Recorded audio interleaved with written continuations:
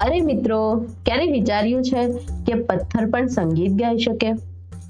જેને સાંભળવામાં કદાચ અશક્ય લાગે તેવું, પણ આપણા ભારતમાં જ એક એવું ચમત્કારી મંદિર છે જ્યાં પથ્થરના સ્તંભોમાંથી સંગીતના સૂર રેલાય છે. તો ચાલો, આજે હું તમને લઈ જઈશ કર્ણાટકના હમ્પીમાં આવેલા ભવ્ય વિજય વિઠ્ઠલ મંદિરની મુલાકાતે. મિત્રો, આ મંદિરનો ઇતિહાસ પણ એની રચના જેવો જ ભવ્ય છે. 15મી સદીમાં વિજયનગર સામ્રાજ્યના રાજા દેવરાય બીજાએ આનું કામ શરૂ કરાવ્યું હતું અને ત્યારબાદ રાજા કૃષ્ણદેવરાયના સમયમાં આ મંદિરનો જોરદાર વિકાસ થયો હતો. આ આખું મંદિર ભગવાન વિષ્ણુના વિઠ્ઠલ સ્વરૂપને સમર્પિત છે. હવે જે વાત તમને દંગ કરી દેશે ને એ સાંભળો. મિત્રો, મંદિરના મહામંડપ અથવા તો સંગીત મંડપમાં 56 સંગીતના સ્તંભો છે. આ સ્તંભો કોઈ અલગ અલગ ટુકડા જોડીને નથી બનાવ્યા, પરંતુ એક જ સળંગ પથ્થરમાંથી કોતરીને બનાવવામાં આવ્યા છે. મધ્યમાં મુખ્ય જાડો સ્તંભ છે અને આજુબાજુ નાના નાના સ્તંભો છે.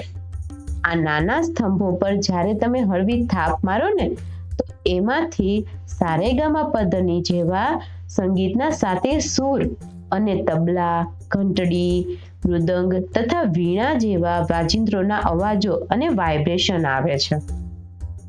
લોકો એવું પણ કહે છે કે અંગ્રેજોના શાસન વખતે અંગ્રેજો આ સાંભળીને દંગ રહી ગયા. એમને શંકા ગઈ કે પથ્થરની અંદર નક્કી કોઈ ધાતુ છુપાવી હશે કે પછી પોલાણ હશે. સત્ય જાણવા માટે અંગ્રેજોએ 2 સ્તંભો કાપી નાખ્યા, પણ અંદરથી શું નીકળ્યું ખબર છે? સાવ નક્કર પથ્થર, કોઈ ધાતુ કે પોલાણ નહોતું. આજે પણ એ કાપેલા સ્તંભો ત્યાં જોઈ શકાય છે. મિત્રો, આ કોઈ જાદુ નથી, પણ આપણા પ્રાચીન ભારતીય શિલ્પકારોનું માઇન્ડ બ્લોઈંગ એન્જિનિયરિંગ છે. આ પથ્થરમાં આયરન અને સિલિકાનું પ્રમાણ વધારે છે અને શિલ્પકારોએ દરેક સ્તંભોની લંબાઈ અને જાડાઈ એટલી ચોકસાઈથી સેટ કરી છે કે થાપ મારતા જ અલગ અલગ ફ્રીક્વન્સીનો અવાજ આવે છે. આ પરિસરમાં બીજું પણ એક મોટું આકર્ષણ છે, પથ્થરનો રથ. આ રથ ભારતના 3 સૌથી પ્રખ્યાત પથ્થરના રથમાંથી એક છે.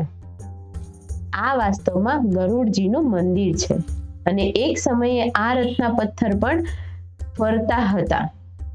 અને મિત્રો, તમને ખબર છે, તમે જે આપણી 50 રૂપિયાની નવી નોટ વાપરો છો ને એની પાછળ પણ આ જ રથનું ચિત્ર છે. મિત્રો, આ સિવાય અહીંના રંગમંડપમાં ધાર્મિક નાટકો અને નૃત્ય થતા, જેની દિવાલો પર રામાયણ અને મહાભારતના પ્રસંગો કોતરેલા છે. મિત્રો, જ્યારે કલ્યાણ મંડપમાં ભગવાન વિષ્ણુ અને લક્ષ્મીજીના વિવાહ ઉત્સવ ઉજવાતા.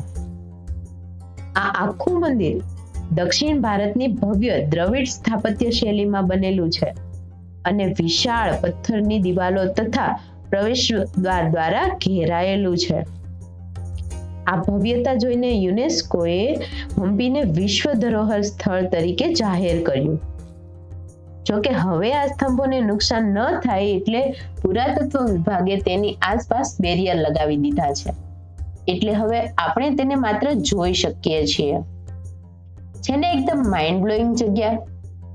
જો ક્યારેય કર્ણાટક જાઓ તો હમ્પીનું આ મંદિર જોવાનું ચૂકતા નહીં.